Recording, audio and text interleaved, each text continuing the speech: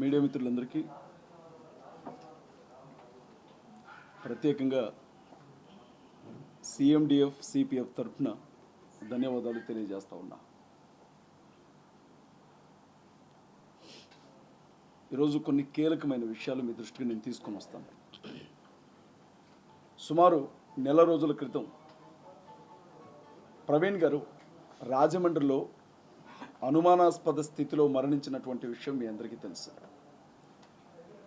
ఆ సంఘటన జరిగిన తర్వాత క్రైస్తవ సమాజం అంతా కూడా, మాలో సహజంగా డినామినేషన్స్ ఉంటాయి, సిఎస్ఐ వాళ్ళని, లూథరన్ వాళ్ళని, ఆర్సిఎం వాళ్ళని, పెంతకోస్తు వాళ్ళని, కల్వరి టెంపుల్ అని, కల్వరి ప్రత్యక్షత అని అనేక రకాల సంఘాలు ఉంటాయి. మాలో రకరకాల డినామినేషన్స్ ఉంటాయి. ఈ డినామినేషన్స్ అన్నిటినీ పక్కన పెట్టి ప్రతి క్రైస్తవుడు కూడా ఒక విషయం తెలుసుకోవాలనుకున్నాడు. ప్రవీణ్ పగడాల గారు యాక్సిడెంట్లో చనిపోయారా, ఎవరైనా ఆ మనిషిని చంపి దాన్ని యాక్సిడెంట్గా చిత్రీకరిస్తున్నారా అన్న విషయం గురించి 30 రోజుల పాటు పెద్ద ఎత్తున ఆందోళన జరిగిన విషయం మీకు తెలుసు. ఇంత పెద్ద ఆందోళనలో ఎక్కడా ఒక బస్సు తగలబడలా, ఎక్కడా ఒక లారీ మీద రాయి విసిరలా, ఏ రోడ్డు మీద కూడా ఒక టైరు కాల్లా, ఏ ప్రభుత్వ సంస్థ కానీ ఏ ప్రభుత్వ కార్యాలయానికి కానీ నిప్పు పెట్టలా, కనీసం ఒక రాయి కూడా విసరలా. మా కష్టాన్ని, మా దుఃఖాన్ని, మా బాధని చెప్పుకున్నామే తప్ప ఎవరి మీద ఏ విధమైనటువంటి దాడులకు మేము ప్రయత్నించలా. 30 రోజుల పాటు క్రైస్తవులందరూ ఒకవైపు, రాజకీయ పార్టీలన్నీ మరొక వైపు నిలవబడి చూసుకున్న పరిస్థితిని మేము తట్టుకోలేకపోతా ఉన్నాం. మీరు గమనించండి, ప్రవీణ్ పగడాల గారు చనిపోయినటువంటి ఆ స్థలంలో ఇంకెవరూ ఉండకూడదని నేను మనస్ఫూర్తిగా కోరుకుంటున్నాను. ఎవరికి కూడా ఆ కష్టం రాకూడదు, ఏ కుటుంబం కూడా ఆ కుటుంబ యజమానిని కోల్పోకూడదు. కానీ అక్కడ ఒక్కసారి ఆలోచించండి, వేరే మతానికి సంబంధించిన ఏ నాయకుడు చనిపోయి ఉన్నా, వేరే మతాలకు సంబంధించిన ఏ పీఠాధిపతి కావచ్చు, మఠాధిపతి కావచ్చు, మౌలానా గారు కావచ్చు, అలాంటి పరిస్థితుల్లోనే చనిపోయి ఉంటే రాష్ట్రంలో పరిస్థితులు ఎలా ఉండేయో మీ ఊహకే నేను వాటిని వదిలిపెడతా ఉన్నా. ఇంత జరిగితే ఆంధ్ర రాష్ట్రంలో కొంతంటే కొంత సానుభూతి కూడా దొరక్కపోగా ప్రవీణ్ పగడాల గారి కుటుంబానికి గొప్ప సేవకుడిని మేము పోగొట్టుకున్నామన్న దుఃఖంలో మేము ఉన్నప్పుడు ఆయన ఒక త్రాగుబోతులాగా చిత్రీకరించింది ఆంధ్ర ప్రభుత్వం. చాలా స్పష్టంగా మహాసేన మీడియా అయితే 24 గంటలు అదే పని చేసింది, మీకు తెలుసు. నేను కొన్ని విషయాలు మీ దృష్టికి తీసుకొని వస్తాను. మాట్లాడొచ్చు కదా, కేసులు అయితే ఏం పెట్టరు కదా. ఏమో మాట్లాడితే ప్రశ్నిస్తే కేసు పెడతాం అంటున్నారు కదా, మళ్ళీ ఏమన్నా కేసులు పెడతారేమోనని మీడియా ముందు మాట్లాడుతున్నాను. దయచేసి బిట్ కట్ చేసి వేయకండి, ఏదైనా ఉంటే పూర్తిగా చూపించండి. ఎందుకంటే నాకు కొంచెం పోలీసులు అంటే భయం. మొన్నే అరెస్ట్ చేసి తీసుకుని వెళ్ళి నెత్తి మీద ఉన్న జుట్టంతా తీసేశారు. ఇది ఎదగడానికే చాలా టైం పట్టింది. ఈసారి గుండు కొడితే బాగా ఇబ్బంది అయింది, మా పిల్లలు చూడలేకపోతున్నారు.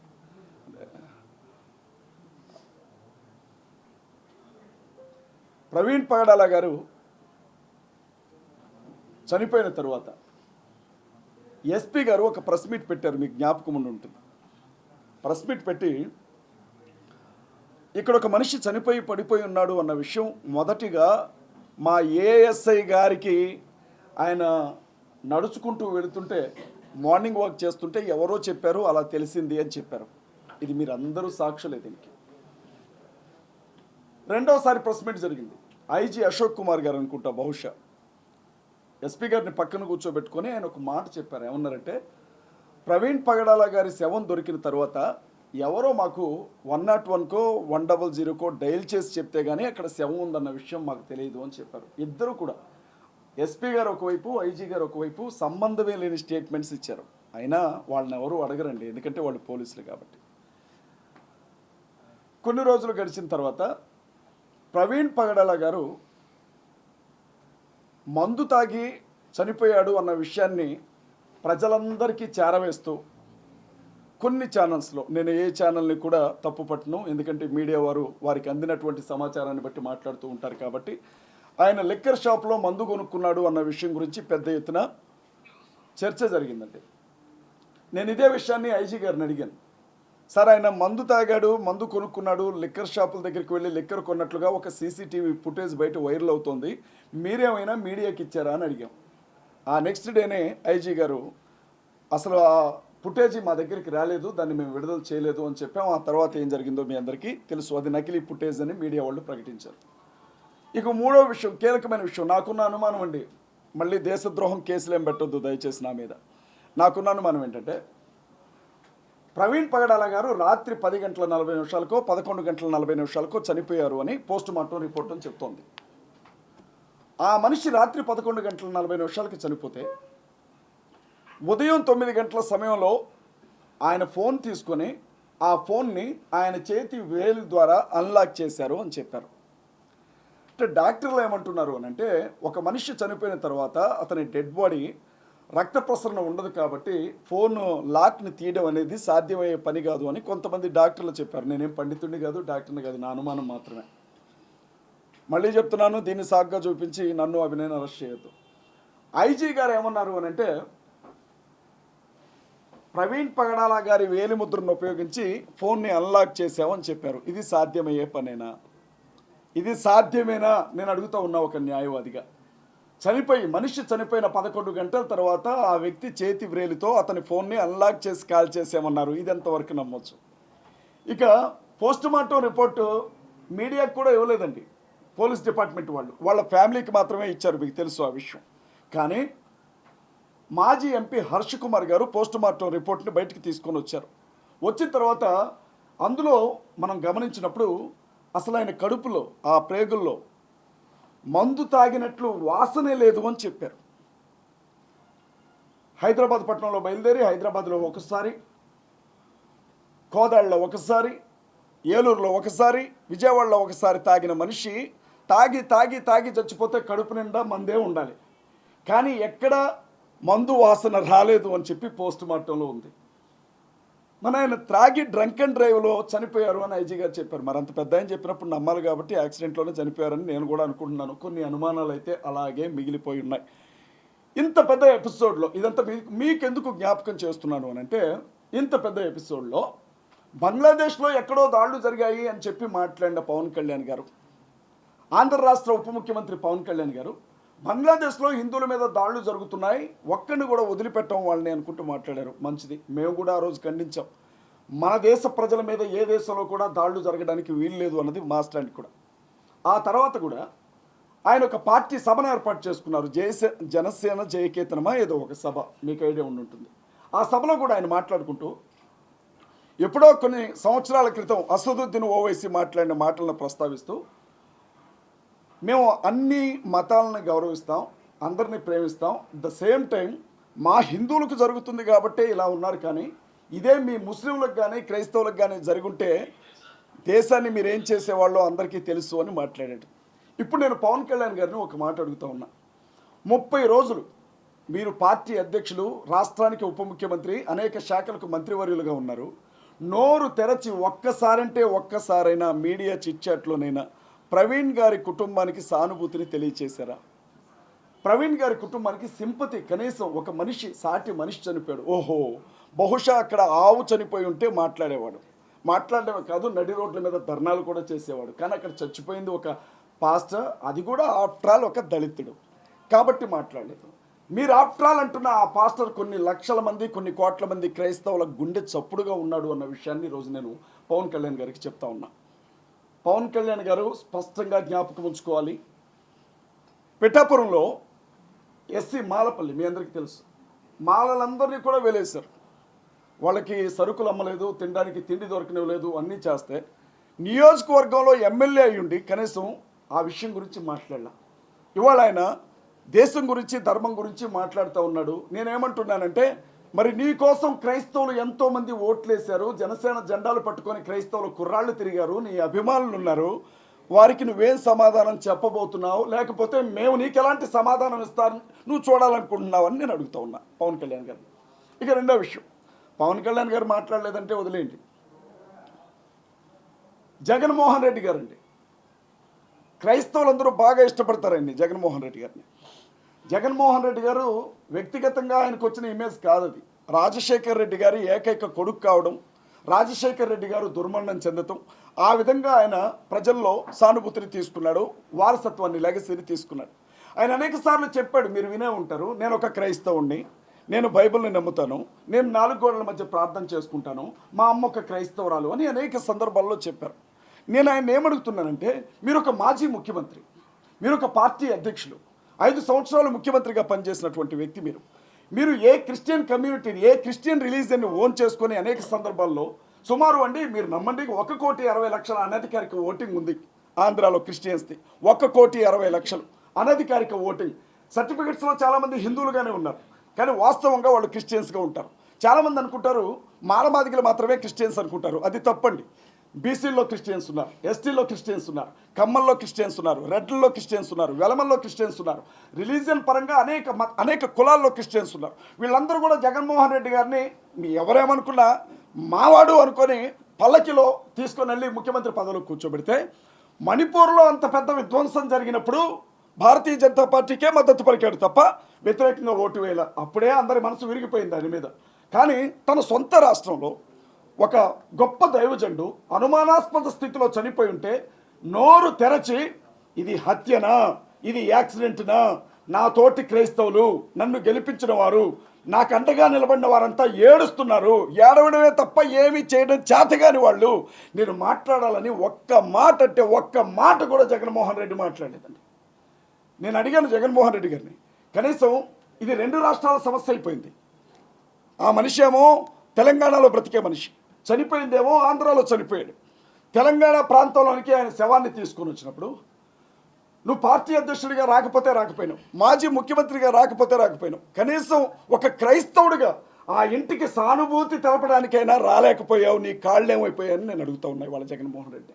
నేను వాళ్ళు చెప్తా ఉన్నా, మాజీ ముఖ్యమంత్రి జగన్మోహన్ రెడ్డి గారు, వైఎస్ఆర్ కాంగ్రెస్ పార్టీ అధ్యక్షుడు జగన్మోహన్ రెడ్డి గారు, క్రైస్తవుల దెబ్బ ఎలా ఉంటుందో చూపిస్తాం, కాసుకోండి, సవాల్ చేసి చెప్తా ఉన్నా జగన్మోహన్ రెడ్డికి. ఇన్ని రోజులు భుజాల మీద నేను మోసినాం కదా, ఈ భుజాల మీద నుంచి నిన్ను నేల మీద ఎట్లా పడగొడతామో కూడా జగన్మోహన్ రెడ్డి చూసుకోవాలా. జగన్మోహన్ రెడ్డికి ఒక్క ఓటు కూడా పడనివ్వండి మేము చెప్తా ఉన్నాం. ఆంధ్ర రాష్ట్రంలో చాలామంది అనుకుంటున్నారు జగన్ డబ్బులు ఇచ్చి మీటింగులు పెట్టిస్తున్నాడు అని అనుకుంటున్నాడు. జగన్మోహన్ రెడ్డి గారికి 2 లక్షల కోట్లు 3 లక్షల కోట్లు ఆస్తున్న మా ఆత్మగౌరవం ఉంది, అది మాకు వెంటికితో సమానం. చేతులు చాపి వాళ్ళ దగ్గర వీళ్ళ దగ్గర డబ్బు తీసుకొని ఒక మనిషి చావుని ఉపయోగించుకోవాలనుకునే దుస్థితికి మేము ఇంకా దిగజారలేదు. జగన్మోహన్ రెడ్డి, చంద్రబాబు నాయుడు గారినైనా మర్చిపోతామేమో, పవన్ కళ్యాణ్ అయినా మర్చిపోతామేమో, పురంధేశ్వరి గారినైనా మర్చిపోతామేమో, జగన్మోహన్ రెడ్డి గారిని మాత్రం మేము మర్చిపోండి. ఆయనకి ఖచ్చితంగా రివర్స్ గిఫ్ట్ ఇస్తాం, రిటర్న్ గిఫ్ట్ ఇస్తాం. మేము ఈ విషయం చాలా స్పష్టంగా చెప్పాలనుకునే ఈరోజు మేము ప్రెస్ మీట్ ఏర్పాటు చేస్తాం. ఇంకొక విషయం చెప్తా ఉన్నాను నేను, మన తెలంగాణలో ఇక చంద్రబాబు గారి గురించి చెప్పేదే ఉందండి, మీ అందరికీ తెలుసు. ఆయన క్రైస్తవులకు ప్రత్యేకంగా ప్రేమించేవాడు కాదు, క్రైస్తవుల్ని పెద్దగా ద్వేషించేవాడు కాదు అని అంటూ ఉంటారు. కానీ వాస్తవం ఏంటంటే దళితులుగా పుట్టాలని ఎవరు కోరుకుంటారు అని చెప్పిన ఏమంటారు వాటిని, ఆ వజ్రాల లాంటి పదాలు ఆయన చెప్పినవే. ఇంకొక మాట కూడా అన్నాడు ఆయన, చంద్రబాబు నాయుడు గారు, హిందువులు బై బర్త్ హిందువులుగానే ఉన్నారు, ముస్లింలు బై బర్త్ ముస్లిమ్స్గానే ఉంటారు, క్రైస్తవులు మాత్రం డే బై డే వీళ్ళు పెరుగుతూ పోతున్నారు, దేవాలయాల దగ్గరకు వచ్చి కూడా వీళ్ళు మత మార్పిడి చేస్తారు అని చెప్పి మాట్లాడినటువంటి ఆ గొప్ప శాంతిదూత పదాలను మేము ఎప్పుడూ జ్ఞాపకం ఉంచుకుంటాం. చంద్రబాబు నాయుడు గారు నిన్న కాక మొన్న వీరయ్య చౌదరి గారు ఎవరో చంపేశారు.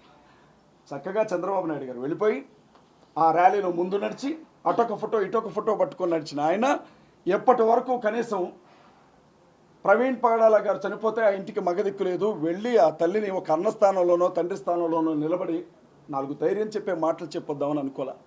చంద్రబాబు నాయుడు గారు, ఇక మీరు గుర్తుపెట్టుకోండి, పవన్ కళ్యాణ్ గారు కావచ్చు, బీజేపీ కావచ్చు, జాకీలు పెట్టి లేపినా మిమ్మల్ని ముఖ్యమంత్రి కానివ్వం ఆంధ్రాలో. నేను చాలా స్పష్టంగా చెప్తా ఉన్నా, క్రైస్తవులందరి తరపున చెప్తా ఉన్నా, నేను ఒంటరిగా చెప్పట్లా, క్రైస్తవులందరి గుండెల్లో ఉండే బాధను చెప్తా ఉన్నా. ఎన్ని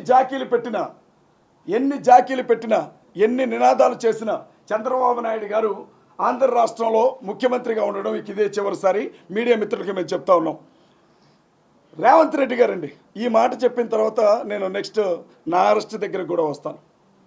రేవంత్ రెడ్డి గారు, మన చిలకూరు బాలాజీ టెంపుల్ చాలా ఫేమస్ కదండి, వేసాల దేవుడు అని అంటారు ఆయన. ఆ టెంపుల్ పూజారి గారిని వీర రాఘవరెడ్డో ఆయన పేరేదో ఉంది, ఆయన పట్టుకొని కొడితే ప్రతిపక్షాలు కదిలాయి, అధికార పక్షాలు కదిలాయి, కేసులు నమోదు చేశారు, అరెస్ట్ చేశారు. రేవంత్ రెడ్డి గారు ఫోన్లో మాట్లాడారు, మీరు భయపడకండి రంగరాజన్ గారు, నేను మీకు తోడుగా ఉన్నాను అని చెప్పారు. నేను కాంగ్రెస్ పార్టీలో ప్రచార కమిటీ స్టేట్ కోఆర్డినేటర్గా ఉన్నానండి. ఇప్పుడు కూడా ప్రజెంట్ కూడా ఇంకా నేను రాజీనామా చేయలేదు. ఈ వేదిక మీద నేను దాన్ని ప్రకటించబోతున్నాను. అలాంటి రేవంత్ రెడ్డి గారు తెలంగాణకి సంబంధించిన ఒక మనిషి దిక్కులేని స్థితిలో అక్కడ ఒక శవంలా పడిపోయి ఉంటే ఏం జరిగిందని ఒక్క మాట కూడా మాట్లాడలేదండి రేవంత్ రెడ్డి గారు. కేటీఆర్ గారు బీఆర్ఎస్ పార్టీ అధ్యక్షులు ఒక్క మాట కూడా మాట్లాడలేదండి. నేను అడుగుతా ఉన్నా, మేమేమన్నా కుష్ఠరోగులమా? క్రైస్తవులను ఏమైనా వెలేసారా ఆంధ్ర తెలంగాణ రాష్ట్రాల్లో? మేమేమన్నా అంటరాని వారం అయిపోయామా? మమ్మల్ని మీరు ముట్టుకుంటే, మా గురించి మాట్లాడితే కూడా మీకు మైలు తగులుతుందా అని నేను అడుగుతూ ఉన్నా ఇవాళ. అంటే మేము ఓట్లు వేయడానికి తప్ప క్రైస్తవులు దేనికి పనికిరారా సార్? మేము పిచ్చోళ్ళం సార్. మా పాస్టర్లు ఏం చెప్తారో తెలుసా? సంఘాల్లో ఏమంటారో తెలుసా? మనకు రాజకీయం ఎందుకు అని అంటారు. మా పాస్టర్స్ ఏమంటారంటే, మన బైబిల్ మనకు చెప్పింది రాజకీయం చేయమని కాదు, ప్రార్థన చేయమని అని అంటారు. అలాంటి పాస్టర్లని ఆంధ్ర తెలంగాణలో పట్టుకొని కొట్టిన అనేక సందర్భాలు ఉన్నాయి. చర్చిల్ని పడగొట్టిన అనేక సందర్భాలు ఉన్నాయి. బైబిల్ గ్రంథాలను తగలబెట్టిన అనేక సందర్భాలు ఉన్నాయి. అనేక యూట్యూబ్ ఛానల్స్లో నోటుకొచ్చినట్లుగా మాట్లాడిన సందర్భాలు ఉన్నాయి. ఏ రోజు కూడా ఏ పాస్టర్ రోడ్డు మీద ధర్నా చేయాల. అలాంటి పాస్టర్స్ చివరికి ఓటు వేసే సమయానికి కొంతమంది కాంగ్రెస్కి, కొంతమంది బీఆర్ఎస్కి, కొంతమంది టీడీపీకి ఓట్లు వేసుకుంటూ వచ్చాం. మేము మా పార్టీలు అనుకున్నాం, కానీ పార్టీలన్నీ కూడా క్రైస్తవుల విషయానికి వచ్చేసరికి మీరు దేనికి పనికిరాని చెత్త నా కొడుకులు రా, మీకోసం మాట్లాడడానికి ఇక్కడ ఎవరూ లేరు, మీరు అనాథ నా కొడుకులు రా అని మా క్రైస్తవుల్ని అవమానించాయి ఆంధ్ర తెలంగాణ పార్టీలు. కాబట్టి మేమేమనుకుంటున్నామంటే, ఇన్ని రోజులు హనుమంతుడికి తన బలం తెలియదంట. హనుమంతుడిని ఎవరైనా పొగిడితేనే తన బలం ఏంటో తనకు తెలుస్తుందట. క్రైస్తవులకు కూడా వాళ్ళ బలం ఏంటో వాళ్ళకి తెలియదు. అంబేద్కర్ గారు చెప్పారు, బాబాసాహెబ్ అంబేద్కర్, అధికారం కోసం పోరాడిని ఏ జాతి కూడా మనుగడ సాగించలేదు అని. ఇవాళ మేము ఒకటే చెప్తా ఉన్నాం, ప్రతి అసెంబ్లీ నియోజకవర్గంలో నుంచి క్రైస్తవుల ఓట్లు ఎన్ని ఉన్నాయో బయటికి లెక్క తీస్తాం. ఆంధ్రాలో, తెలంగాణలో క్రైస్తవుల ఓటింగ్ పర్సంటేజ్ ఎంత ఉందో లెక్క తీస్తాం. మా ఓట్లు మీకు వద్దు కదా, 2%తో ఓడిపోయిన జగన్మోహన్ రెడ్డి గారు జ్ఞాపకం చేసుకోవాలి. మా ఓట్లు మీకు వద్దు కదా, జస్ట్ 1%తో ఓడిపోయిన ఎమ్మెల్యేలు జ్ఞాపకం చేసుకోవాలి. ప్రతి నియోజకవర్గంలో ఉన్నటువంటి మా క్రిస్టియన్ ఓట్స్ అన్నింటినీ బయటికి తీస్తాం. ప్రజాస్వామ్యవాదులైన హిందువులకు ఏం జరుగుతుందో చెప్తాం. ఇప్పటికీ కూడా నోట్లో మూత్రాలు పోయబడుతూ అవమానించబడుతున్న దళితులకు ఏం జరుగుతుందో చెప్తాం. భారతదేశంలో పుట్టినంత మాత్రాన ఈ దేశ భక్తి ఉండదు, భారతదేశంలో పుట్టినంత మాత్రాన వీళ్ళు ఈ దేశ ప్రజలు కారు, వీళ్ళు ఎప్పుడు పాకిస్తాన్కే వస్తాదు పలుకుతారు అని మాట్లాడుతున్న ముస్లిం సహోదరులు కూడా కలుపుకుంటాం. రాబోయే ఎన్నికల్లో తప్పనిసరిగా మమ్మల్ని తొక్కిపట్టిన ఈ రాజకీయ పార్టీలను తొక్కిపట్టి నరం తీస్తాం. అది చెప్పడానికే ప్రెస్ మీట్ ఏర్పాటు చేస్తాం. ఎట్టి పరిస్థితుల్లో వదిలిపెట్టాం రాజకీయ పార్టీ. మీరు అనుకోవచ్చు, ఇది సాధ్యమేనా? రాజకీయం అంటే డబ్బుతో కూడుకుంది, కులంతో కూడుకుంది, మతంతో కూడుకుంది, ప్రాంతంతో కూడుకుంది, ఇది సాధ్యమేనా అని మీరు అనొచ్చు. అయితే క్రైస్తవులు ఎప్పుడూ ఒక గీత వెనుకుంటారు. ఆ గీత దేవుని మాట. ఆ గీత దాటి ముందుకు రారు. ప్రవీణ్ పగడాల గారి మరణం తర్వాత రాజకీయ పార్టీలు వేసిన ఎత్తులన్నీ చూసిన తర్వాత ఆ గీత తెగింది క్రైస్తవ సమాజానికి. ఇప్పుడు ఏమంటున్నారు తెలుసా? పాస్టర్స్ అంటున్నారు మేము పోటీ చేస్తాం రాబోయే సర్పంచ్ ఎన్నికల్లో, పాస్టర్స్ చెప్తున్నారు మేము పోటీ చేస్తాం రాబోయే ఎమ్మెల్యే ఎన్నికల్లో. మా ఒక్క ఓటు ఈ రాజకీయ పార్టీలకు పడ్డా మేము వ్యభిచారం చేసినట్లే. ఒక్క ఓటు కూడా ఆంధ్ర తెలంగాణలో వాళ్ళకి పడలేము, ఎట్టి పరిస్థితుల్లో వాళ్ళకి మా సపోర్ట్ దొరకదు అని చెప్తున్నారు. యునైట్ చేస్తాం ఖచ్చితంగా. ఇంకొక విషయం చెప్తాను, అవి చెప్పనా? నన్ను అరెస్ట్ చేసిన విషయం మీ అందరికీ తెలుసు. మీకు చాలా అనుమానాలు ఉంటాయి, మీరు నన్ను చాలా ప్రశ్నలు అడుగుదామని ఫిక్స్ అయిపోయి ఉంటారు. ఆల్రెడీ మేనిఫెస్టో తయారై ఉంటుంది మీ దగ్గర, నాకు తెలుసు ఆ విషయం. నన్ను ఎందుకు అరెస్ట్ చేశారో చెప్తాను. ఫస్ట్ అరెస్ట్ చేయొచ్చో లేదో తర్వాత సంగతి. ఒక యూట్యూబ్ ఛానల్లో డిస్కషన్ జరుగుతుంది. రాధా మనోహర్ దాస్ అనే ఒక వ్యక్తి బైబిల్ గ్రంథాన్ని బొకడా బైబిల్ అన్నాడు. నేను ఈ పదాలు ఉపయోగించకూడదు, నన్ను క్షమించండి. అదే బైబిల్ గ్రంథాన్ని, అమ్మ ఆడబిడ్డలు ఉన్నారు నన్ను మన్నించండి, మీ బ్రదర్ అనుకోండి, లంజల పుస్తకం అన్నాడు బైబిల్ గ్రంథాన్ని. అదే బైబిల్ గ్రంథంలో ఉండే మరేని యేసుక్రీస్తు ప్రభు తల్లి వ్యభిచారం చేసి కన్నది అని చెప్పి మాట్లాడినప్పుడు నేను ఏమన్నానంటే, అరే నాయన, బైబిల్లో బూతు పుస్తకం అంటున్నారు మీరు, మరి మీ గ్రంథాల్లో ఉన్నాయి ఏంట్రా అని చెప్పి ఆ గ్రంథంలో ఆ గ్రంథ రచయిత రాసిన ఓ చిన్న విషయం చెప్పానండి నేను. దానికి ఒక కేసు నమోదు చేశారు. నేను కల్పించింది కాదు, ఎటకారం చేయలేదు, నేను ఉన్నదే చెప్పాను. ఒక కేసు. రెండో విషయం ఏంటో తెలుసా? బైబిల్ గ్రంథాన్ని బోధించే ఒక మత బోధకుడిని నేను. బైబిల్ గ్రంథంలో యేసుక్రీస్తు ప్రభువు అనేవాడు ఆత్మ తప్ప ఆయనకి విగ్రహం ఉండదు అని బైబిల్ చెప్తుంది. 66 పుస్తకాల్లో ఎక్కడా విగ్రహారాధనకి బైబిల్ ఒప్పుకోదు. ఒక మిత్రుడు ఇంకొక యూట్యూబ్ ఛానల్లో యేసుక్రీస్తు ప్రభు గురించి అడిగినప్పుడు నేను చెప్పాను, ఆయన ఆత్మ తప్ప విగ్రహం కాదు, ఒకవేళ అది విగ్రహం అని మీరు భావిస్తే నాకు ఇస్తే పగలగొడతాను అన్నాను. ఆ మాట అనకుండా ఉండాల్సిందే, కానీ బైబిల్ చెబుతున్న దాన్నే నేను చెప్పాను. దీని మీద ఒక కేసు నమోదు చేశాను. ఇంకొక విషయం అండి, బంజారా హిల్స్ పోలీస్ స్టేషన్ పరిధిలో సైబర్ క్రైమ్కి సంబంధించిన ఒక కానిస్టేబుల్, అతని పేరు భరత్తో ఏదో ఉంది, అజయ్ బాబు మత కల్లోలాలు రెచ్చగొట్టే వ్యాఖ్యలు చేశాడని చెప్పి ఒక కేసు పెట్టేశాడు. హుటాహుటిన సాయంత్రం 6:45 సమయంలో ఒక పోలీస్ వ్యాన్, అది పోలీస్ వ్యాన్ కూడా కాదు, మహారాష్ట్రకి సంబంధించినటువంటి నంబర్తో ఉంది, అది సుమో, అది మా ఇంటి ముందుకు వచ్చి ఆగింది. వాళ్ళు సీన్ ఎట్లా క్రియేట్ చేశారంటే, మా ఇంటి ఎదురుగా ఉండే ఇంట్లో ఎవరో దొంగలు పడ్డారు, వాళ్ళని పట్టుకోవడానికి పోలీసులు తరుముతున్నారు అన్నట్లుగా పోలీసులు క్రియేట్ చేశారు. మరి ఇంట్లో ఆడబిడ్డలు ఉంటారు, సాయం చేద్దాం అన్నట్లు మేము బయటికి వెళ్ళాం. వెళ్ళగానే 2 నిమిషాలు అటు ఇటు చూశారు, నన్ను పట్టేసుకున్నారు.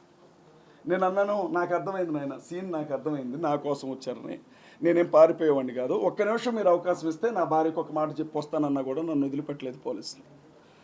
పోలీస్ డిపార్ట్మెంట్ వాళ్ళు వచ్చింది లేవు పోలీసులు అని మాకు ఎట్లా తెలుస్తుందండి? డ్రెస్లో ఉంటే వచ్చింది పోలీసులు అని చెప్తాం. లేదు, వచ్చిన వాళ్ళు, అమ్మ నీ భర్తని ఫలానా పోలీస్ స్టేషన్లో కేసు నమోదైంది, అరెస్ట్ చేసి తీసుకెళ్తున్నాం, మీ లీగల్గా మీ లాయర్లకు చెప్పుకోండి అని చెబితే మా వాళ్ళు కంగారు పడరు. వచ్చిన వాళ్ళు కాశీదారాలు కట్టుకున్నారు, ఒక్కొక్కళ్ళు గడ్డాలు పెంచుకొని ఉన్నారు, బొట్లు పెట్టుకున్నారు. అప్పటికే నన్ను చంపుతాను అన్న బెదిరింపులు చాలా వస్తున్నాయి. మరి ఆ పరిస్థితుల్లో మహారాష్ట్ర వెహికల్ అది, నన్ను పోలీస్ స్టేషన్కి తీసుకెళ్తున్నారో తెలియదు, ఎక్కడికైనా ఎత్తుకెళ్తున్నారో తెలియదు, ఇంటికి ఏ విధమైన ఇన్ఫర్మేషన్ ఇవ్వలేదు, నన్ను తీసుకొని వచ్చారు. ఇక ఆ తర్వాత ఏం జరిగిందో మీ అందరికీ తెలుసు. మీకు ప్రత్యేకంగా కృతజ్ఞతలు చెప్తున్నాను. నేను మీ రేటింగ్ కోసం రాశారో నాకు తెలియదు, వార్తను వార్తగా చూపించాలని ఆశపడ్డారో నాకు తెలియదు, ఏం జరుగుతుందో ప్రజలకు చెప్పాలని అనుకున్నారో నాకు తెలియదు. కానీ ఆ 7 రోజులు నేను జైల్లో ఉన్నంత వరకు, 7 రోజులు నేను జైల్లో ఉన్నంత వరకు ప్రతిరోజు కూడా మీరు పెట్టిన చర్చా వేదికలు దేవుని దయ వల్ల నన్ను బతికించాయి.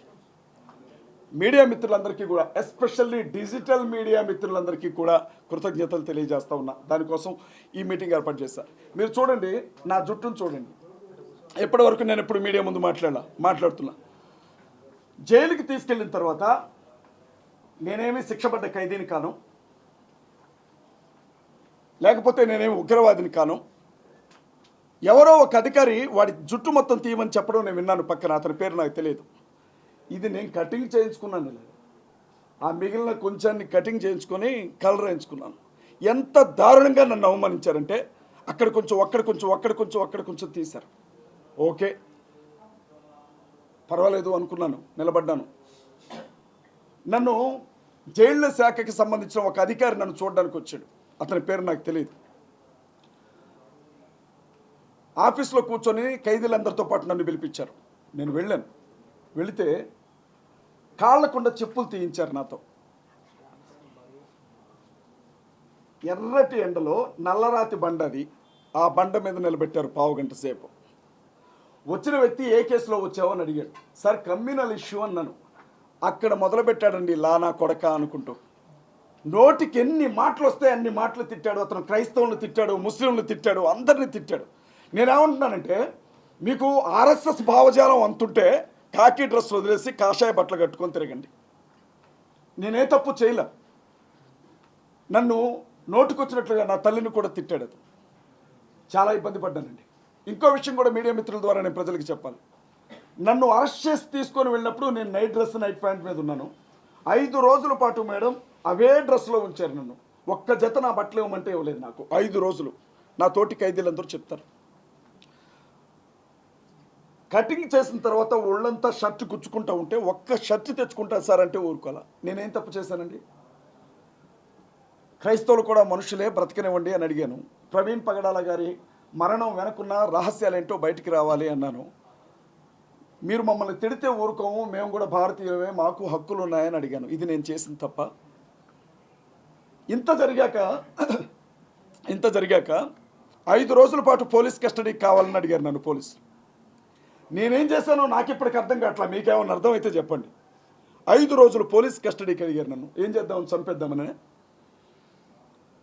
ఎక్కడికక్కడ ఇంత ఈ ఎంటైర్ ఎపిసోడ్లో నేను బయటకు వచ్చాను అని అంటే ఆ జడ్జి గారికి నేను కృతజ్ఞతలు చెప్తా ఉన్నా. ఎందుకంటే ఆ తల్లి అడిగారు పెట్టిన సెక్షన్లకి ఈ కేసుకి ఏమన్నా సంబంధం ఉందా అని. ఆవిడ పంపించారు. మా లాయర్లు ప్రశాంత్ గారు కావచ్చు, జ్యోతక్క కావచ్చు, ప్రశాంతక్క కావచ్చు, కిరణ్ గారు కావచ్చు, పట్టుబట్టి కొట్లాడి బయటికి పంపించారు. ఇక బయట అభి ఏం చేశాడో మీ అందరికీ తెలుసు. నేను లేను అన్న ఒక్క విషయమే కానీ 24 గంటలు కూడా నా పనిలోనే ఉన్నాడు అభి. ఏం చేశారు, ఏం జరిగింది, పోలీస్ స్టేషన్ల దగ్గరికి జనం వచ్చారు. మీకు తెలుసా, అర్ధరాత్రి పూట 500-600 మంది తుకారం గేట్ దగ్గరికి వచ్చారు, ఉప్పల్ పోలీస్ స్టేషన్ దగ్గరికి వచ్చారు. స్టేషన్లు మార్చుకుంటూ నాకు అనిపించింది, ఓరి నాయన న్యాయం గురించి మాట్లాడితే ఎంత ఇబ్బంది పెడతారా అని అనిపించింది. నేను ఏడ్చేశాను కదా. ఎందుకు ఏడ్చానంటే నాకు 2 పిల్లలండి. 1 సంవత్సరంన్నర బాబు, నువ్వు చూసావు కదా తల్లి, 5 సంవత్సరాల పాప. ఆ పిల్లలు నువ్వు వెళ్ళొద్దు డాడీ అని నా కాళ్ళు పట్టుకొని నా పెద్ద బిడ్డ ఏడుస్తుంటే నన్ను లాక్కుని వెళ్ళిపోయారు. అది వీళ్ళు స్టేషన్కి వచ్చి చెప్తే తట్టుకోలేకపోయాను. నేను ఎలా ఉన్నాను, శేషు సినిమాలో రాజశేఖర్ని కానీ చేస్తారే అలా చేశారు నన్ను. జనశాఖ అధికారులకి కృతజ్ఞతలు చెప్తా ఉన్నా. ఆల్రెడీ మా లీగల్ టీం కేసు వేసింది, వాళ్ళ మీద ఎంక్వైరీ జరుగుతూ ఉంది. ఖమ్మం కమిషనర్ గారి మీద, జైలు శాఖ డీజీ మీద హ్యూమన్ రైట్స్ కమిషన్లో కంప్లైంట్ ఫైల్ చేశారట ఎవరో మహానుభావులు. కృతజ్ఞతలు చెప్తా ఉన్నా. ఎంక్వైరీ జరుగుతూ ఉంది. బయటకు వచ్చాను, మళ్ళీ బెదిరింపులు. పోలీసులు ఏమంటారంటే, నేను జైలుకి వెళ్ళడానికి ముందు 5 మీద ఎఫ్ఐఆర్ ఫైల్ చేయించామండి మేము.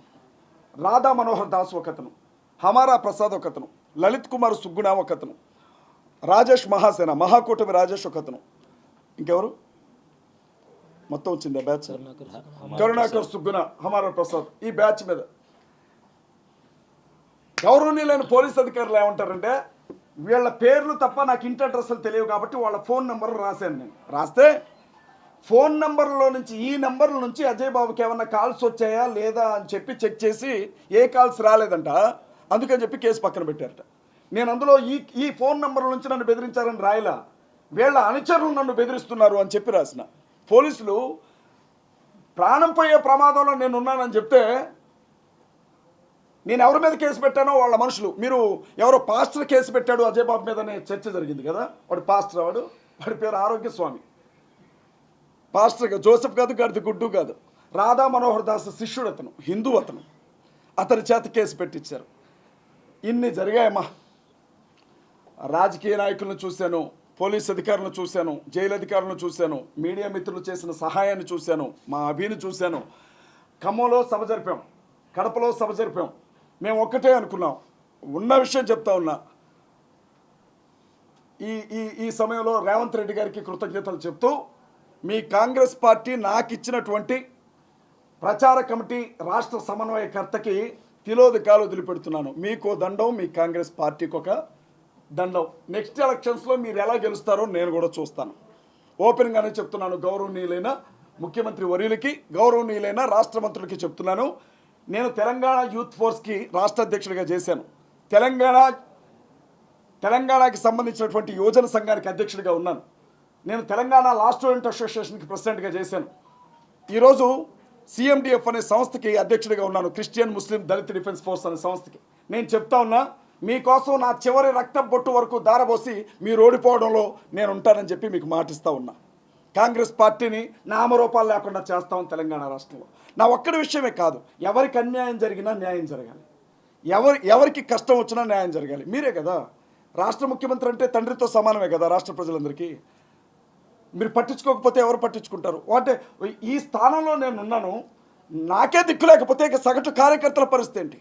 2022లో జమిలీ ఎన్నికలు వస్తున్నాయి కదా, ఎవడొస్తాడో ఎవడు పోటీ చేస్తాడో మేము చూస్తామండి. ఇందులో భాగంగానే ప్రతి జిల్లాలో ఉండే క్రైస్తవులందరినీ ఒక తాటి మీదకి తీసుకురావడానికి కాన్ఫరెన్స్లు ఏర్పాటు చేస్తున్నాం. మా వెనక చంద్రబాబు లేరు, రేవంత్ రెడ్డి గారు లేరు, జగన్మోహన్ రెడ్డి గారు లేరు, కేసీ రావు గారు లేరండి. మా వెనక క్రైస్తవులు ఉన్నారు, మా వెనక దేవుడు ఉన్నాడు. ధైర్యంగా మేము ముందుకెళ్తా ఉన్నాం.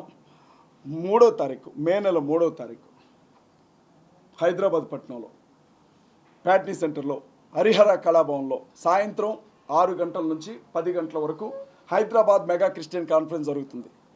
హర్ష కుమార్ గారు చీఫ్ గెస్ట్గా వస్తున్నారు. మాజీ ఎంపీ హర్ష్ కుమార్ గారు. కేఏ పాల్ గారితో నేను మాట్లాడాను ఆల్రెడీ. మీడియా ముఖంగా వారికి కృతజ్ఞతలు చెప్తున్నా. ఎందుకంటే వారెవరో నాకు వ్యక్తిగతంగా తెలియదు. ఆయన తెలుసు, ఆయన హీరో అండి, ప్రపంచ శాంతి దూత, ప్రపంచం మొత్తానికి తెలుసు. కానీ నేను ఆయనకి తెలియడం పెద్ద విషయం, ఆయన నాకు తెలియడం పెద్ద విషయం కాదు. అజయ్ బాబుని అరెస్ట్ చేశారు, విడుదల చేయకపోతే 2 రోజుల్లో నేనే వస్తానని చెప్పారు. ఆయనకి ప్రత్యక్షంగా కృతజ్ఞతలు తెలియజేస్తా ఉన్నా. అందరూ ఆయన్ని పిచ్చోడన్నారు. వాస్తవంగా అండి, ఇక్కడ కూర్చొని ట్రంప్తో మాట్లాడగలిగిన మగాడైనా, ఇక్కడ కూర్చొని శాంతి చర్చలు చేయగలిగిన విశ్వగురు అని ఎవరికాడు చెప్పుకోవడం కాదు, జనం చెప్పాలా. అలాంటి వ్యక్తి నాకు అండగా నిలబడ్డారు. ఆయన వస్తున్నారు అక్కడికి, అభి గారు వస్తున్నారు. సిపిఎఫ్ క్రిస్టియన్ ప్రొటెక్షన్ ఫోర్స్కి సంబంధించినటువంటి వ్యవస్థాపక అధ్యక్షులు అభి గారు ఉంటారు అక్కడ. వికేఆర్ గారు వస్తారు, నేను కూడా వస్తున్నాను వీళ్ళందరిలో ఒకటిగా. అలాగే మా మట్టి ప్రసాద్ గారు అండి, తెలంగాణ సిఎండిఎఫ్ రాష్ట్ర అధ్యక్షులు, అలాగే ఇన్ఛార్జ్గా ఉన్నటువంటి ఆదిత్య గారు. మీరు గమనించండి, సాయంత్రం 6 గంటలకల్లా చేరుకోండి, ఎందుకంటే జనం సరిపోరు, భారీ ఎత్తున జనం రాబోతున్నారు కాబట్టి సాయంత్రం 6 గంటలకల్లా క్రైస్తవులు అక్కడికి చేరుకోండి. భవిష్యత్ కార్యాచరణ ఏంటి, ఎలా మనం ముందుకెళ్ళాలి అన్న విషయంలో మేధోమదనం జరుగుతుంది అక్కడ. ప్రతి జిల్లాలో కూడా క్రైస్తవ పెద్దల మేధోమదనం కార్యక్రమం జరుగుతుంది. ఇన్ని రోజులు రాజకీయం ఒకెత్తు, ఇక ముందు జరగబోయే రాజకీయం ఒకెత్తు. నేను చెప్తా ఉన్నా, అవసరమైతే ఎన్నికల బరిలో మేము కూడా నిలవబడతాం. నేను అభితో ఒకటే మాట చెప్పాను, ఇన్ని రోజులు సేవ చేసాం, దేవుని వాక్యం చెప్పాం, పాస్టర్స్తో సంఘాలతో మాట్లాడాం. నేను అంటున్నాను, కొడితే కుంభస్థలమే కొట్టాలి. అవి నిలబడితే నారా లోకేష్ మీద నిలబడు, లేకపోతే పవన్ కళ్యాణ్ మీద నిలబడతాను. వాడి మీద వీడి మీద నిలబడి ఓడిపోవటం కాదు, సింహంతో కొట్లాడి చచ్చిపోతేనే పరువు ఉంటుంది, పందితో పోట్లాడి గెలిచిన విలువ ఉండదు. ఖచ్చితంగా ప్రతి నాయకుడి మీద కూడా క్రైస్తవ అభ్యర్థి నిలబడతాడు. వ్యూహాత్మకంగానే ముందుకొస్తాం. ఇదంతా కూడా 4 రోజులు బాధలో మాట్లాడుకోవద్దండి. ఇక మా కార్యాచరణ మీరు చూస్తారు. ఇది చెప్పడానికే ప్రెస్ మీట్ ఏర్పాటు చేశాం. మీరు ఇక్కడ సార్ ఒక్కరు అడిగితే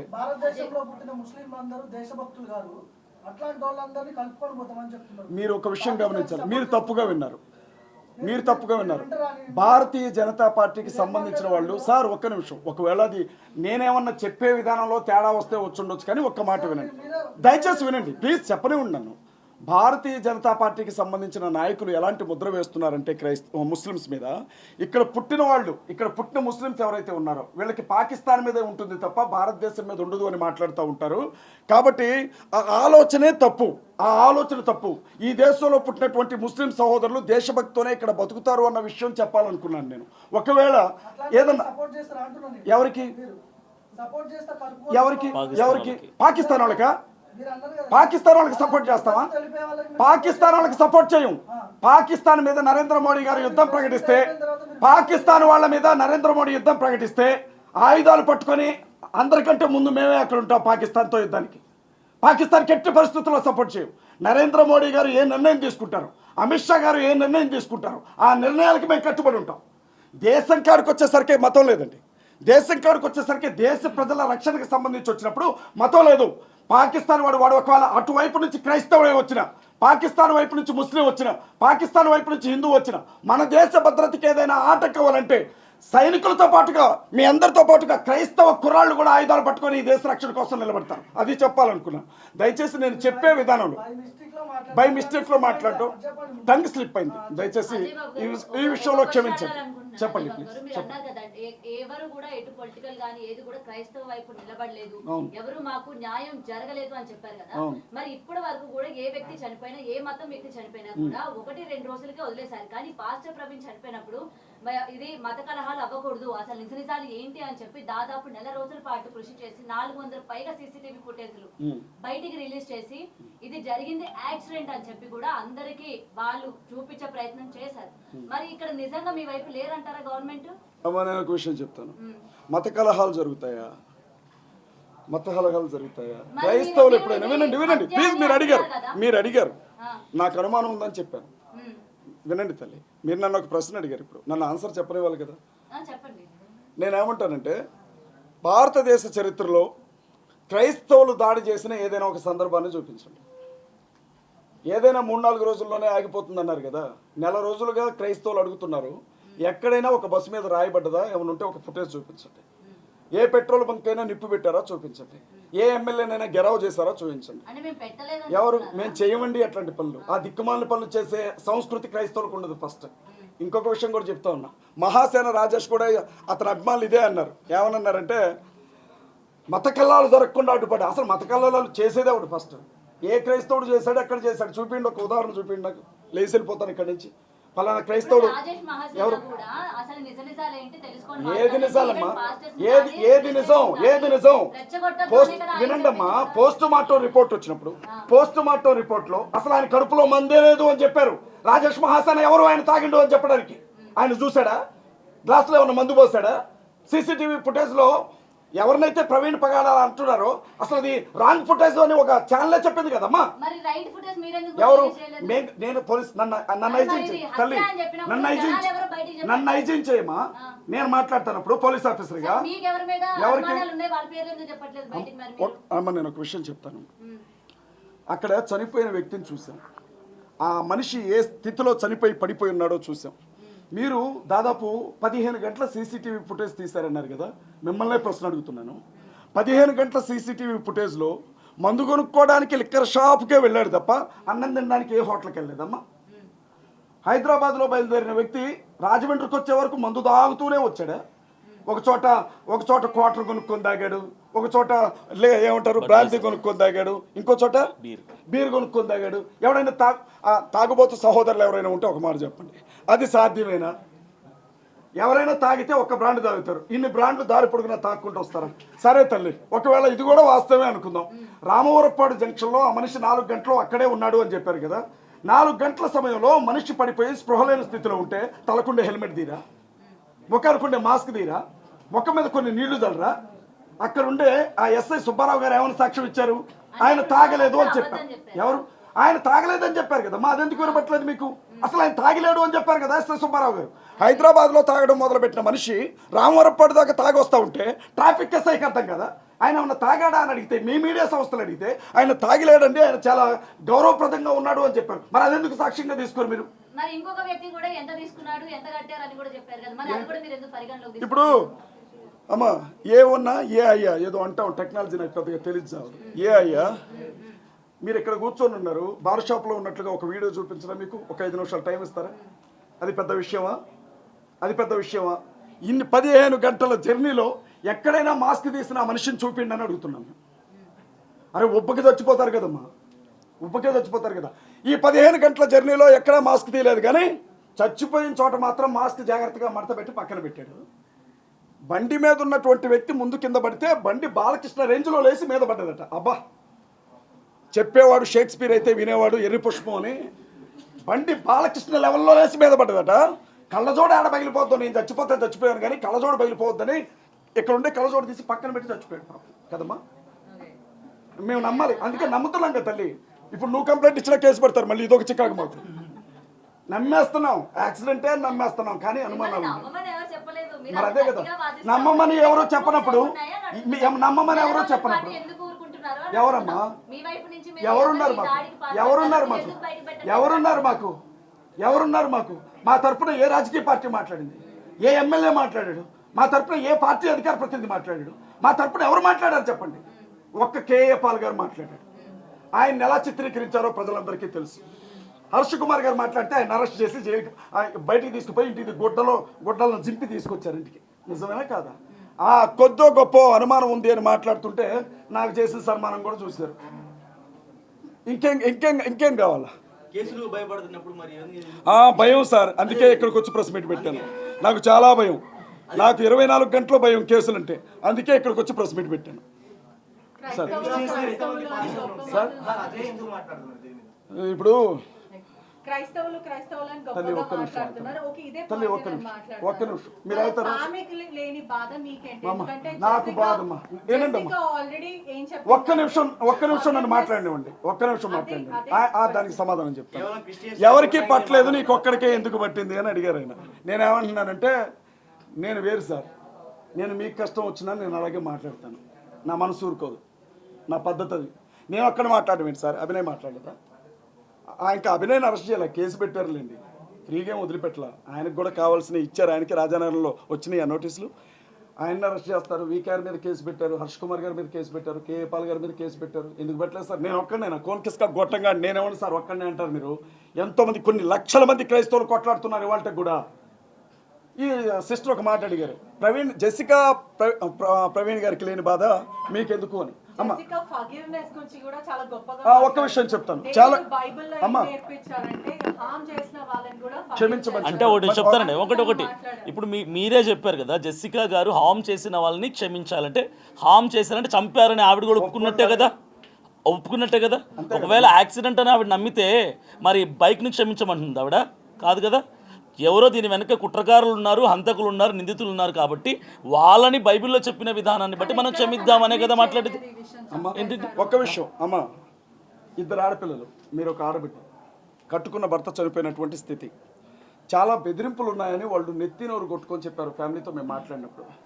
ఆ బిడ్డని, తన పెద్ద బిడ్డను చంపుతానని బెదిరిస్తున్నారు అని ప్రవీణ్ అన్న అనేక సందర్భాల్లో మాట్లాడారు. తనకి ప్రాణాపాయం ఉందని చెప్పారు. ఆ బిడ్డను తీసుకొని ఏప్రిల్ నెల 17వ తారీఖున అమెరికా వెళ్ళిపోవాలి, వీసా కూడా రెడీ అయింది ఆ బిడ్డకి. అలాంటి స్థితిలో ఈయన చంపేశారు. ఇప్పుడు ఉన్న ఒక్కగానొక్క బిడ్డని, చిన్న బిడ్డ 4 ఏళ్ళు ఉంటాయమ్మా, వాళ్ళని కాపాడుకోవాలా? రోడ్డు మీదకి వచ్చి చనిపోయిన వ్యక్తి గురించి మిగతా వాళ్ళకి టార్గెట్ కావాలా? మీరేం చేస్తారమ్మా? మీరైతే ఏం చేస్తారు ఆవిడ ప్లేస్లో ఉంటే? ఆవిడ నిస్సహాయ స్థితిని వాడుకున్నారు తప్ప సాయం చేశారా? గవర్నమెంట్ వాళ్ళకి సాయం చేశారమ్మా?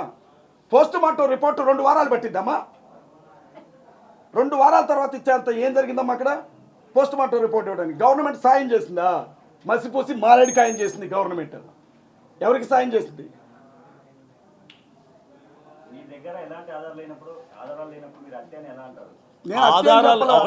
మేము అనుమానాలు ఉన్నాయని చెప్తున్నాం. అనుమానించొద్దా? ఎవరికి? నేను చెప్తాను వినండి. యాక్సిడెంట్లో మనిషి చనిపోయిన చోట యాక్సిడెంట్ అని అంటున్నారు కదా, ఆ మనిషి చనిపోయిన చోట ఆయన మీద బండి అలాగే పడుకోబెట్టారు. ఒక యాక్సిడెంట్ అట్లా జరగడం మేము ఎప్పుడు చూడాలి, అది మా అనుమానం అండి. మీకు రాలేదా? రోడ్డు మీద నుంచి ఒక బండి కింద పడితే మనిషి ఒక్కెళ్ళి పడతాడు, బండి ఒక్కెళ్ళి పడతాడు, కానీ బండిని మీద పడుకోబెట్టుకుంటారా? అది జరిగే పనేనా? అనుమానం వచ్చింది సార్. మరి మీకెందుకు రాలేదు నాకు తెలియదు, నాకైతే వచ్చింది చూసినప్పుడు. రెండో విషయం చెప్తున్నాను వినండి. ఆ మనిషి చనిపోయినటువంటి స్థలం దగ్గర 2 కర్రలు, రక్తం అంటినటువంటి 2 కర్రలు పడిపోయి ఉన్నాయి. వాటిని దాదాపు 24 గంటల వరకు కలెక్ట్ చేసుకోవాలి. ఏదైనా సరే ఒక కీలకమైనటువంటి ఇన్సిడెంట్ జరిగినప్పుడు పంచనామా జరిపిస్తారా లేదా? మనిషి ఈ రోజు రాత్రిపూట చచ్చిపోతే రేపు రాత్రి వరకు కనీసం ఆ స్థలానికి ఒక రిబ్బన్ కూడా కట్టల. సాక్ష్యాలు ఏమైపోవాలండి? మాకు అనుమానం ఉంది సార్. అంత పెద్ద ఆ హెల్మెట్ గురించి మీకు నేను బండి తోలను పెద్దగా, జావా హెల్మెట్ అంటారట, బస్ కింద పడ్డా పగలదంట. అది మాకెవరి మీద అనుమానాలు లేవు సార్. అది హత్య అన్న అనుమానం ఉంది. మీ మీద ఉందని నేను చెప్పలా, నా మీద ఉందని నేను చెప్పలా. అది హత్యలా కనపడుతుంది అని చెప్పాం. అంటే ఏమనాలి పోలీసులు? మీకు అనుమానాలు ఉన్నాయి, మేము ఇన్వెస్టిగేషన్ చేస్తాం, అది ఎంత నిజమో ఎంత అబద్ధమో చెప్తామన్నారు, కానీ ఆధారాలు పట్టరా అంటారా? మరి నన్ను కూర్చోబెట్టండి సార్. ఒక్కరోజు ముఖ్యమంత్రి అర్జున్ కూర్చోబెట్టినట్టు ఒక్కరోజు ఐజీ స్థానంలో నన్ను కూర్చోబెట్టండి, నేను పట్టుకొస్తా ఆధారాలు.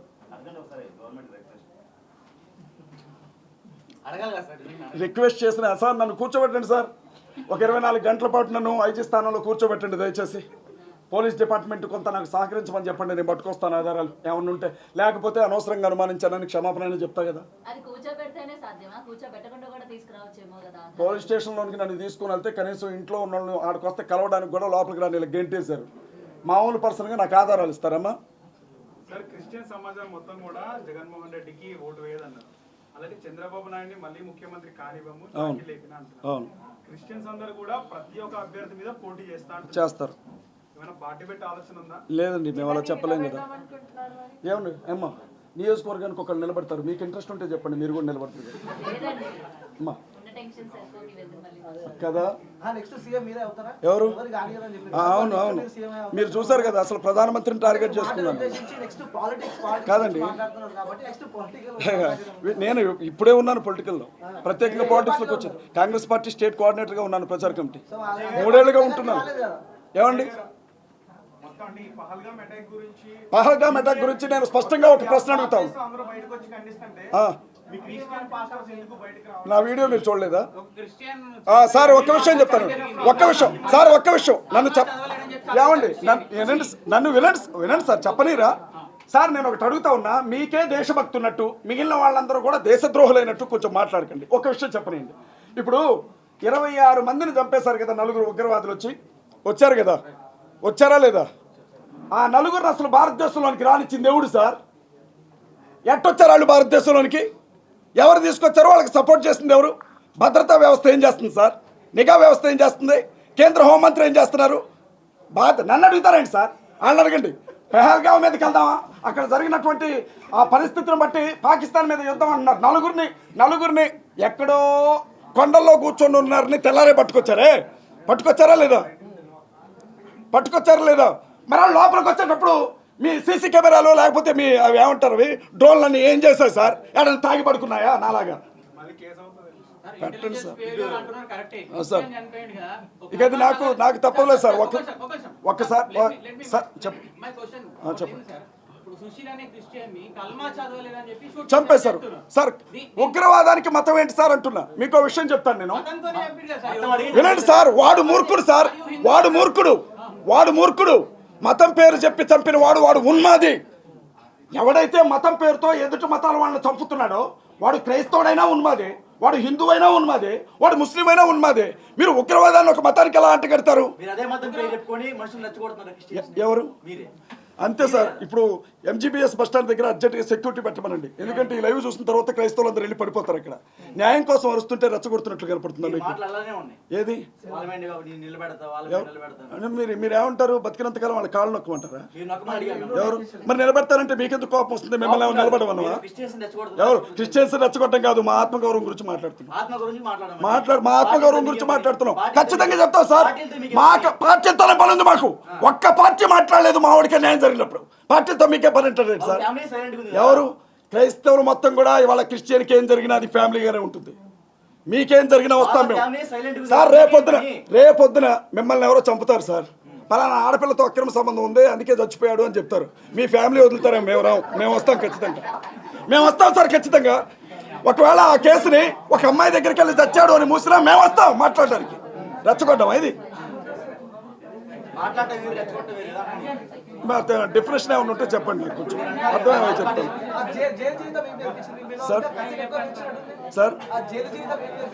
సార్. తల్లి ఒక విషయం, ఒక ప్రశ్న అన్నా. ఒక విషయం, కోర్టులను మాత్రమే నమ్ముతున్నాం. కోర్టుల మీద మాకు పూర్తి నమ్మకం ఉంది. న్యాయ వ్యవస్థ మీద పూర్తి నమ్మకం ఉంది. న్యాయవాదిని నమ్ముతాం. కోర్టులో పనిచేసే క్లర్క్ను కూడా నమ్ముతాం సార్. మేము ఈ దేశం ఈ రోజు ఇలా ఉంది అంటే దానికి రెండే కారణం. ఒకటి రాజ్యాంగం, రెండవది న్యాయ వ్యవస్థ. మేము బలంగా నమ్ముతున్నాం. ఎవరు ఆంధ్ర కోర్టులో కేసు వేసాం సార్. కేఏపాల్ గారు కేసు వేశారు. ఆగస్టు నెలలో మళ్ళీ దానికి సంబంధించిన హీరింగ్ ఉంది. ఓడిపోయారని మీరు ఎలా చెప్తారు? జైలు దగ్గరికి వెళ్ళి వచ్చాక ఏం నేర్చుకున్నారని అన్నారు. నాకు జైలు జీవితం చాలా నేర్పింది సార్. ఒక్కసారి జైలుకి వెళ్ళినా, ఒక్కసారి చావు బ్రతుకుల మధ్య హాస్పిటల్కి వెళ్ళినా చాలా విషయాలు తెలుస్తాయి సార్. చాలా విషయాలు అర్థమవుతాయి. అప్పుడు ఏం తెలిసింది అని అంటే సార్, సైనింగ్ అథారిటీ లేని వాడు ఎంత గొప్పోడైనా సరే వాడి బతుకు కుక్క బతికే భారతదేశంలో అని నేర్చుకున్నాను నేను. సంతకం పెట్టే స్థానంలో మనవాళ్ళు ఉండాలి. అలా లేకపోతే మనకు న్యాయం జరగదు అని నేర్చుకున్నాను నేను. అధికారులు అన్యాయం చేసినా ఎదురు తిరిగి ప్రశ్నించడానికి మన శక్తి సరిపోదు అని నేర్చుకున్నాను నేను. పవర్ అంతా ఎక్కడుందో ఆ వైపుకి అడుగులు వేయాలి అని నేర్చుకున్నాను నేను. సమస్యకి అదే పరిష్కారం అని నేర్చుకున్నాను నేను. ఇంకేమంటారు? చంద్రబాబు నాయుడు గారు 5 నెలలు జైల్లో ఉన్నారు సార్. నెక్స్ట్ ఏమయ్యారు? జగన్మోహన్ రెడ్డి గారు వినండమ్మా. మహాత్మా గాంధీ జైల్లో ఉన్నారు లేరా? అంబేద్కర్ గారు జైల్లో ఉన్నారు లేరా? నేను చెప్పేది వినండి. జగన్మోహన్ రెడ్డి గారు జైల్లో ఉన్నారు. అదే వాళ్ళ రేవంత్ రెడ్డి గారు జైలుకి వెళ్ళి వచ్చారు. అంటే ఎవరికి? నాకంటే ఎక్కువ సంతోషం దొరికింది. మీరు కూడా 2 వారాలు వెళ్ళరండి, చాలా బాగుంటుంది. మీరు కూడా వెళ్ళరండి. మతాల గురించి చెప్పడం, ఈ రోజు ప్రభుత్వాలంతా కూడా వేరే విధంగా మాట్లాడడం, అందరినీ క్రిస్టియన్ కమ్యూనిటీ మొత్తాన్ని కూడా మీ వైపు తిప్పుకోవడం. నెక్స్ట్ మీరు అంటే ఇప్పుడు కాంగ్రెస్ నుంచి కూడా రిజైన్ చేశానని మీరు చెప్తున్నారు కాబట్టి నెక్స్ట్ మీరు పార్టీ పెట్టుకోవడానికి ఇదే తొలిమెట్టు అని చెప్పి మీరు అనుకుంటున్నారా? దీని నుంచి మనం అది ఒట్టి ఆలోచన. ఇన్ని చెప్పిన అది నిజమైతే అదే మాట చెప్తాను కదా. పార్టీ పెట్టి కాదమ్మా, ఒక నిమిషం సార్ అడిగారు కదా.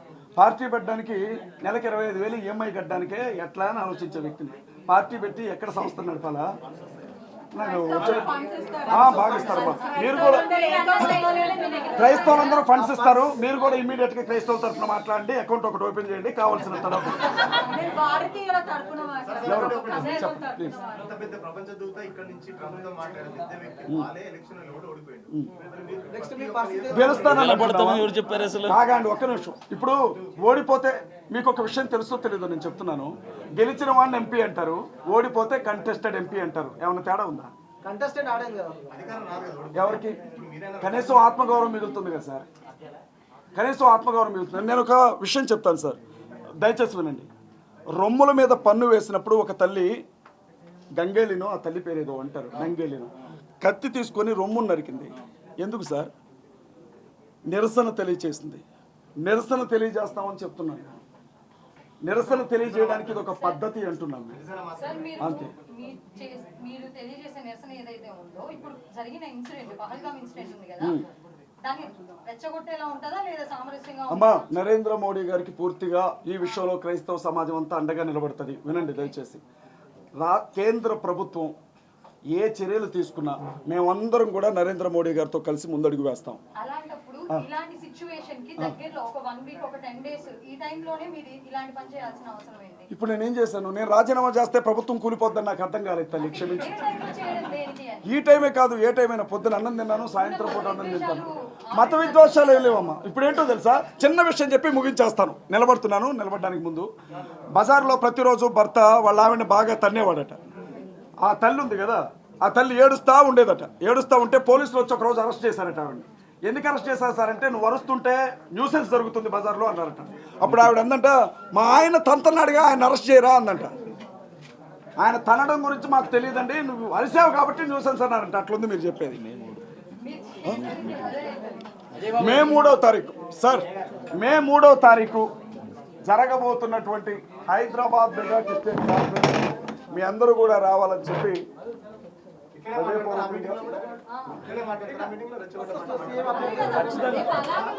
రెచ్చగొట్టే అన్న మాట అనకండి అన్న. మిమ్మల్ని చెప్ప మీద పెట్టి కొడితే తిరుగుతారు కదా, ఎదురు తిరుగుతారు కదా. దెబ్బ తగిలినప్పుడు అరుస్తారు కదా, దాన్ని రెచ్చగొట్టమని ఎందుకంటారు? వ్యక్తపరుస్తున్నాం అనుకోవచ్చు.